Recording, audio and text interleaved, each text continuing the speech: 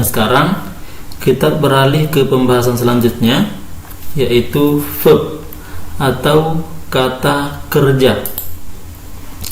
Verb atau kata kerja ialah kata yang menunjukkan aktivitas dan kondisi atau keadaan.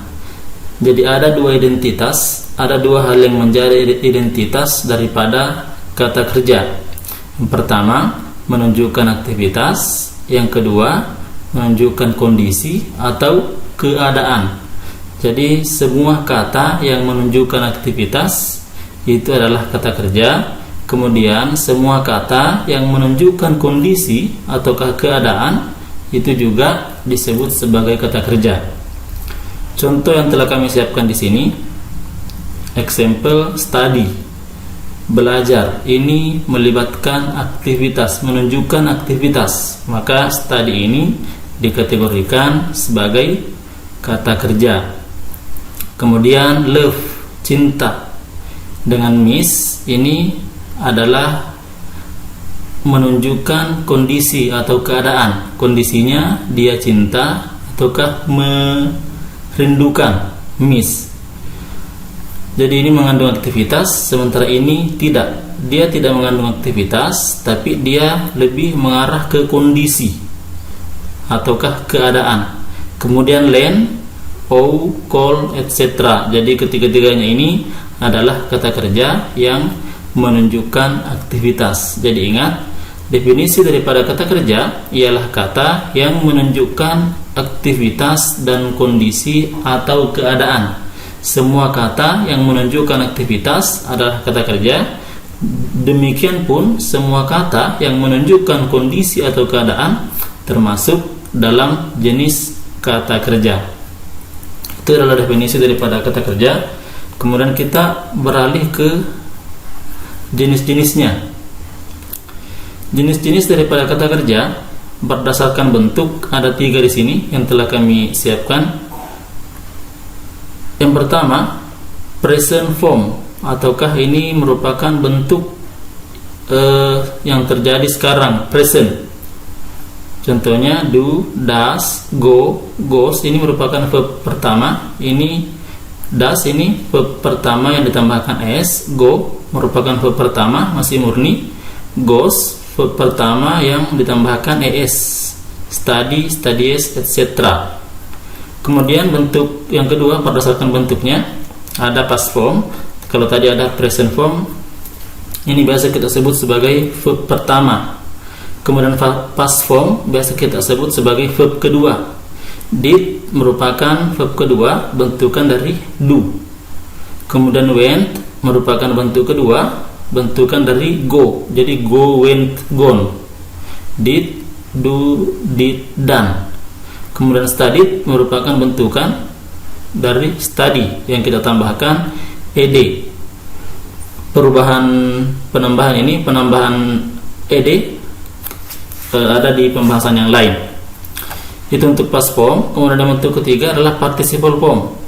Participle form ini terbagi dua, ada present participle, ada past participle. Present participle ialah verb satu yang ditambahkan ing. Contohnya doing, ini dari kata do yang kemudian ditambahkan ing menjadi doing. Going dari kata go yang ditambahkan ing menjadi going. Study dari kata study ditambahkan ing menjadi studying, etc. Kemudian past participle. Past participle contohnya done ya. Dari kata do, kemudian verb keduanya did, verb ketiganya adalah done. Go verb satunya, verb keduanya went, verb ketiganya gone. Jadi go, went, gone. Untuk perubahan ini disebut sebagai irregular verb ataukah perubahannya tidak beraturan. Ini terdapat dalam lampiran. Gone adalah bentuk ketiga dari go, went, gone. Kemudian studied bentuk ketiga dari study yang ditambahkan ed. Study, studied, studied. Ini juga bentuk kedua. Antara bentuk kedua dengan bentuk ketiga ini sama. Ini kemudian yang kita sebut sebagai regular verb ataukah perubahannya itu beraturan, yaitu ditambahkan ed ataukah ditambahkan D. Ini pun telah kita bahas di pertemuan yang lain, termasuk bagaimana cara ataukah aturan penambahan ed dalam kata kerja, kemudian bagaimana aturan penambahan ing dalam kata kerja. Itu telah kami kirimkan di lampiran semua. Aturan atau cara penambahan ed dan ing pada verb lihat lampiran. Kemudian gone adalah salah satu verb yang perubahannya tidak beraturan, ataukah kita sebut sebagai irregular verb. Jadi kalau verb itu ada irregular, ada regular perubahannya.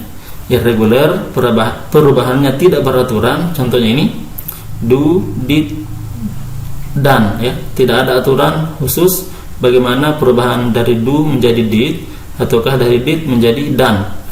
Kalau verb yang beraturan, misalnya study, ini study, kemudian kita tambahkan ed. Ini tambahkan ed untuk merubah menjadi past form ataukah past participle. Selengkapnya lihat di lampiran untuk perubahan irregular verb. Itu berdasarkan bentuk. Kemudian berdasarkan kedudukan, yang pertama ada yang kita sebut sebagai ordinary verb ataukah kata kerja utama.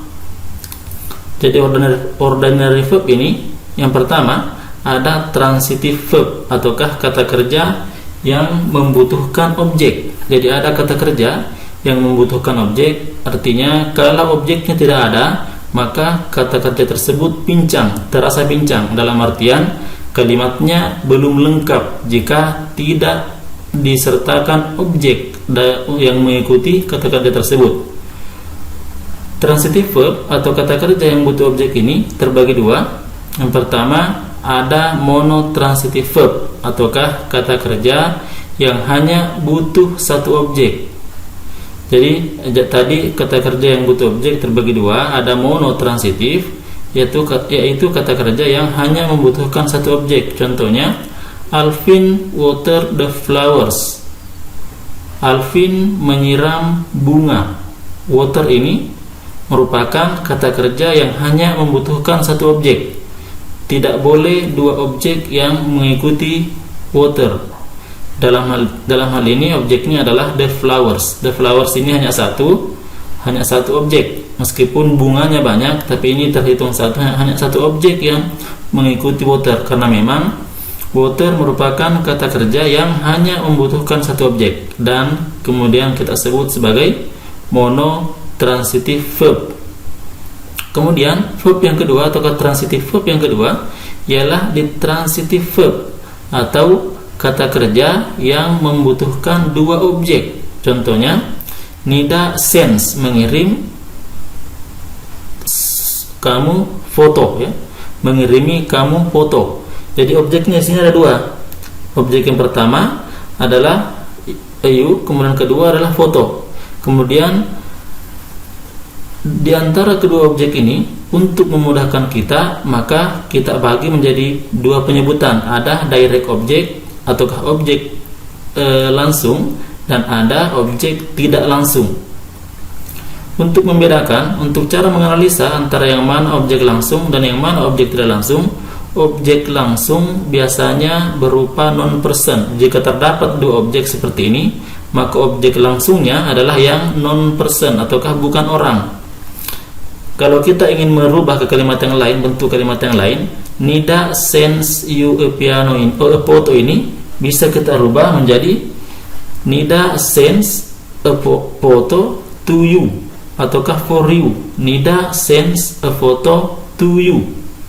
Jadi yang menjadi direct object ataukah objek langsung dalam kalimat ini adalah a photo, karena saya katakan tadi bahwa biasanya yang menjadi objek langsung adalah yang non-person ataukah bukan orang.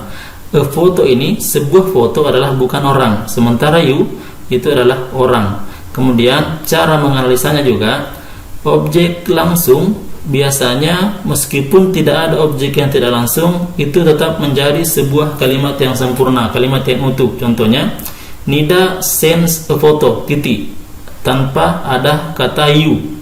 Kalimat tersebut sudah menjadi kalimat yang bagus, kalimat yang benar. Tapi kalau kita mengatakan Nida sends you titik, itu adalah kalimat yang pincang, tidak ada hal yang dikirimkan ke kamu. Nida mengirimi kamu. Titik, itu kan kalimat yang pincang. Makanya dikatakan bahwa foto ini adalah direct object atau objek langsung, dalam artian dia bisa menjadi kalimat yang sempurna meskipun tidak diikuti oleh objek tidak langsung. Nida sends a photo. Nida mengirim sebuah foto. Titik, itu sudah menjadi kalimat yang sempurna, kalimat yang baik. Tapi kalau hanya mengatakan Nida sends you, titik, itu kalimat yang pincang, artinya kalimatnya belum sempurna. Jadi perbedaannya tadi untuk direct object dengan indirect object. Yang pertama, kalau direct object atau objek langsung itu biasanya berupa non person ataukah bukan orang. Kemudian perbedaan yang kedua, untuk cara menganalisa yang kedua, objek langsung itu bisa berdiri sendiri, dalam artian dia bisa melahirkan kalimat yang sempurna, membentuk kalimat yang sempurna meskipun tidak diikuti oleh objek tidak langsung ataukah indirect object. Itu cara menganalisanya. Jadi ingat, saya ulang kembali bahwa ordinary verb atau kata kerja utama bagian yang pertama ataukah A adalah transitive verb atau kata kerja yang membutuhkan objek.